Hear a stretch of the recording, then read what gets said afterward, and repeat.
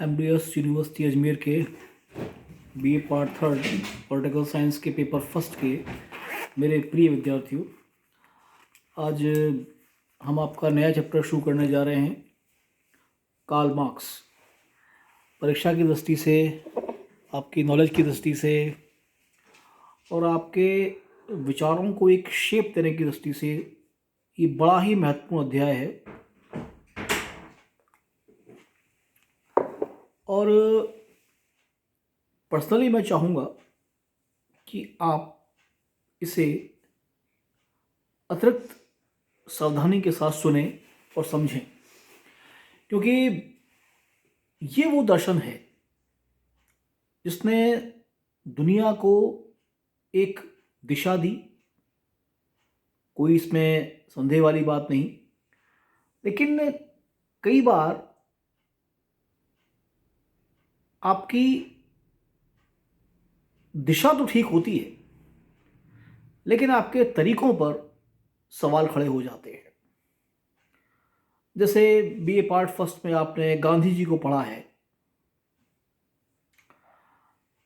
वो साधन और साध्य दोनों की पवित्रता पर बराबर का जोर दिया करते थे, और ऐसे विचार उनके जो राजनीतिक गुरु थे गोपाल कृष्ण गोखले, उनके भी थे।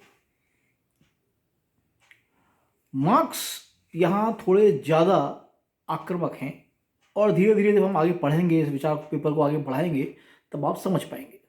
शुरुआत करते हैं हम परिचय से। देखिए, जब ये जन्मे हैं उस समय जर्मनी का एकीकरण नहीं हुआ है। राइन, जिसको आप गणराज्य बोलते हैं, बहुत बड़ा क्षेत्रफल है, लेकिन टुकड़ों के अंदर बटा हुआ है।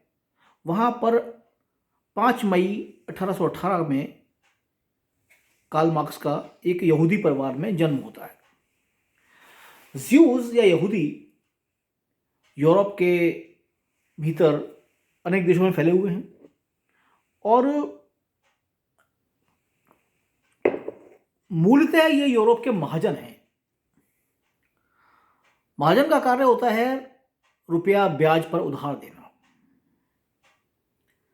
ऐसा ये यूरोप में करते हैं। और आप इस बात को मानेंगे कि ब्याज लेना किसी भी संस्कृति या समुदाय में कोई बहुत अच्छा कार्य नहीं माना जाता, लेकिन ये जारी है। और इसका आशय ये है कि यहूदी बहुत लोकप्रिय नहीं है, खासतौर से जर्मनी में। मैं उस समय की बात कर रहा हूँ, तब जर्मनी वर्ड नहीं आ रहा है। जो प्राग एरिया है, उस इलाके में ज्यूज या यहूदी ज़्यादा लोकप्रिय नहीं है। मार्क्स के जो पिता हैं वो खुद यहूदी धर्म की बहुत सी जो कमियां हैं, खामियां हैं, उन्हें पसंद नहीं करते, और वो प्रभावित होते हैं ईसाइयत से, क्रिश्चियनिटी से, और ईसाइयत को एक्सेप्ट कर लेते हैं। और ऐसा करने से उनके विचार और उनकी सामाजिक स्थिति दोनों एक साथ बदलती है, और उनको नए मौके मिलने शुरू होते हैं। 1818 में 1818 में मैंने बताया आपको 5 मई के दिन कार्ल मार्क्स का जन्म होता है, और जहाँ पर कि वो निवासी हैं वहीं पर उनकी प्राथमिक शिक्षा होती है। बचपन में ही लिखाई पढ़ाई में बहुत रुचि है, एक एकेडमिक टेस्ट है उनके पास, पढ़ते हैं, और वो किताब पढ़ रहे हैं जो कि बच्चों से उम्मीद नहीं की जाती। पिता खुश हैं इस बात को लेकर के, क्योंकि उनके दिल में एक ख्वाहिश है कि उनका बेटा वकील बने। खैर, इसी दौरान आगे बढ़ते बढ़ते एक मध्यम वर्गीय परिवार में वो जी रहे हैं, लेकिन उनके पास सुविधाएं सारी हैं। 1836 उसके बाद 1835 में हायर एजुकेशन के लिए वो बोन विश्वविद्यालय में प्रवेश लेते हैं, जो जर्मनी की एक अच्छी यूनिवर्सिटी है। 2 विषय उनको मिलते हैं, लॉ और इकोनॉमिक्स, यानी विधि और अर्थशास्त्र। अब आप इसको डेस्टिनी कहिए या भाग्य कहिए, चॉइस आपकी है। पिता बेटे को वकील बनाना चाहते हैं, और बेटे की रुचि लॉ में बिल्कुल नहीं है। मार्क्स की रुचि फिलॉसफी में है, हिस्ट्री में है, रोमन और ग्रीक फिलॉसफी को वो जमकर पढ़ रहे हैं और लॉ से वो थोड़ा पीछे हट रहे हैं। इकोनॉमिक्स में भी उनका दखल ठीक ठाक सा है। वहीं पर 1836 में जेनी से उनकी सगाई होती है, जो एक बहुत उच्च वर्गीय परिवार की लड़की हैं, बहुत सुंदर हैं और आर्थिक जो उनका स्तर है वो मार्क्स के आसपास भी नहीं है। पिता इस सगाई को तैयार नहीं है, लेकिन फिर भी मान जाते हैं बेटे की जिद के आगे और ये कहते हैं कि तुम अपना पूरा ध्यान पढ़ाई लिखाई पे लगाओगे, अभी शादी की बात सोचना भी मत, और सगाई कर देते हैं। यहाँ तक बात ठीक है। मार्क्स अपने आप को पढ़ाई में झोंकते हैं और उसके बाद उन्होंने बर्लिन यूनिवर्सिटी में एडमिशन लिया है, जो उस समय जर्मनी की सबसे बड़ी यूनिवर्सिटी है। मई 1838 में अचानक पिता की मृत्यु हो जाती है। अब परिवार का दायित्व और सब चीज़ें एकदम बदलती हैं, स्थितियाँ, मार्क्स पर दबाव आता है।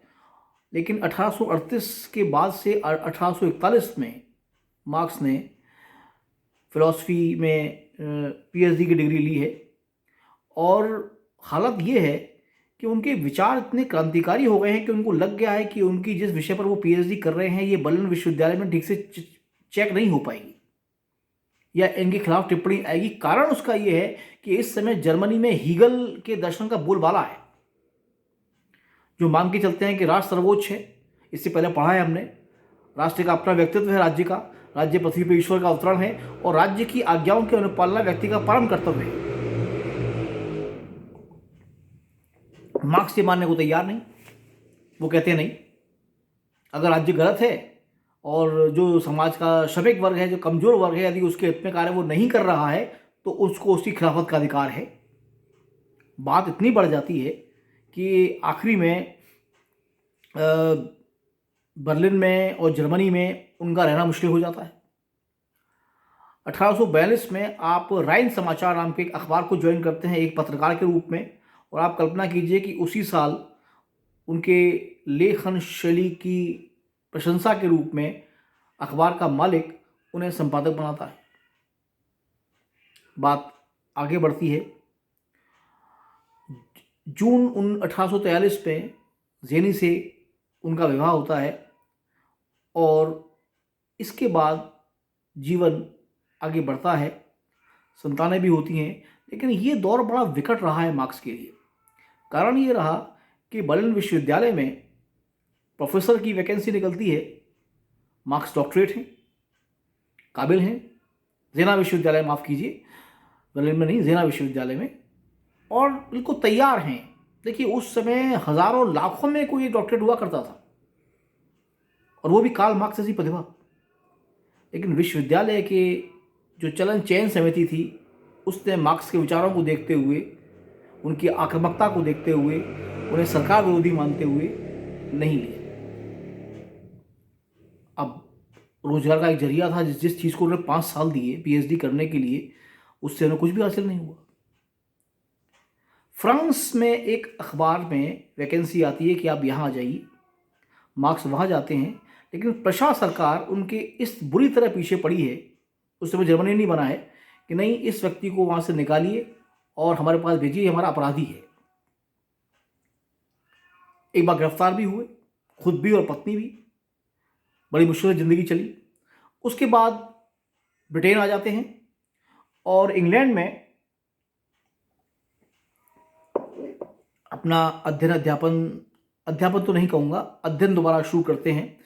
लिखने पढ़ने का शौक़ है, नए आयाम मिलते हैं, नई आज़ादी मिलती है, सोचने के नए नज़रिए मिलते हैं।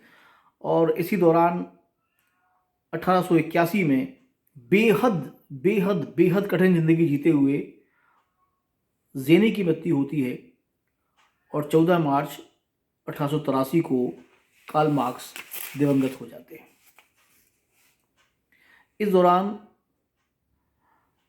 फ्रेडरिक एंजल्स एक पूंजीपति हैं, मार्क्स के दोस्त हैं, इनके जीवन में आते हैं और बहुत मदद की है कार्ल मार्क्स की। इन्होंने आर्थिक रूप से, सामाजिक रूप से, लेखन में सहयोग के रूप में बहुत काम किया है एंजल्स ने मार्क्स के साथ। बहुत सी पुस्तकें ऐसी हैं, खास तौर से 2 जो एंजल्स और मार्क्स ने मिलकर लिखी हैं, और आप ये अंतर नहीं कर सकते उन किताबों को पढ़ने के बाद कि कहाँ मार्क्स ने ख़त्म किया हो, कहाँ एंजल्स ने शुरू किया है। इतनी वैचारिक साम्यता इन दोनों के बीच थी। अब बात करें मार्क्स की किताबों की। 9 पुस्तकों की सूची है, मैं आपके सामने इनके नाम ले रहा हूँ, आप इन्हें नोट कर सकते हैं। पहला, द पॉवर्टी ऑफ फिलॉसफी 1844 में लिखी गई। The economic and philosophical manuscript 1844। The communist manifesto, चौथी किताब क्लास स्ट्रगल इन फ्रांस 1848 में। The critic of political economy, राजनीतिक अर्थव्यवस्था की आलोचना 1859 में। वैल्यू प्राइस एंड प्रॉफिट 1865 में। कैपिटल वॉल्यूम 1, इसको आप पूंजी भी कह सकते हैं हिंदी के अंदर, 1867 में। कैपिटल वॉल्यूम 2 1885 और कैपिटल वॉल्यूम 3 1894। ये दास कैपिटल या पूंजी मार्क्स के जीवन की धरोहरों में से एक गिनी जाती है। अगला, the civil war in France 1871, the Gotha programme 1875। इसके अलावा 2 पुस्तकें और हैं, द होली फैमिली एंजल्स के साथ, और जर्मन आइडियोलॉजी और साम्यवादी घोषणा पत्र या कम्युनिस्ट मैनिफेस्टो फ्रेडरिक एंजल्स के साथ। अब यहाँ पर हम इन किताबों की सूची पढ़ने के बाद देखते हैं कि मार्क्स के विचारों पर प्रभाव किन किन का था। तो देखिए 3 श्रेणियां हैं इंपॉर्टेंट इसके अंदर। पहला, हीगलवादी। देखिए, जिसकी आप आलोचना करते हैं, निंदा करते हैं, अप्रत्यक्ष रूप से आप उसके विचारों से प्रभावित भी होते हैं। हो सकता है नकारात्मक रूप से हो या सकारात्मक रूप से, पर प्रभावित तो आप उससे हैं। जिसको आप लगातार कोस रहे हैं या लगातार जिसकी आप तारीफ कर रहे हैं या जिसका नाम आपकी जबान से हटता नहीं, इसका मतलब निकलता है आप उससे इंस्पायर्ड तो हैं। और जब मार्क्स जर्मनी में है, उस समय हीगल वहां के वैचारिक देवता हैं, आइडियोलॉजिकल गॉड कह सकते हैं आप। जर्मनी उनकी आरती उतार रहा है उनके विचारों की। और जो हीगलवादी हैं जिनका मार्क्स पर असर है, ये नाम है लुडविग फ्यूयरबाख, हेस, अर्नोल्ड रूख और ब्रूनो।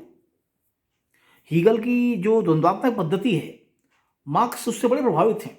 हालांकि उन्होंने उसकी आलोचना की और ये कहा है कि हीगल की पद्धति तो सिर के बल खड़ी हुई थी, मैंने उसे पांव के बल सीधा खड़ा किया। अगला जो संप्रदाय इस पर मार्क्स जिससे प्रभावित रहे, वो हैं ब्रिटिश इकोनॉमिस्ट, अर्थशास्त्री, विशेष तौर से एडम स्मिथ और रिकार्डो। ये कहलाते हैं क्लासिकल अर्थशास्त्री या परंपरावादी अर्थशास्त्री। और तीसरा जो समूह है जिससे मार्क्स पर जिनका असर है, वो हैं फ्रेंच समाजवादी विचारक सेंट साइमन, प्रूधों और चार्ल्स फोरियर। ये परंपरावादी समाजवादी हैं। मार्क्स इनको यूटोपियन कहते हैं, कल्पनावादी। और उन्होंने अपने विचारों में बाद में जो संशोधन किया है और खुद को उन्होंने वैज्ञानिक समाजवादी कहा है। धन्यवाद।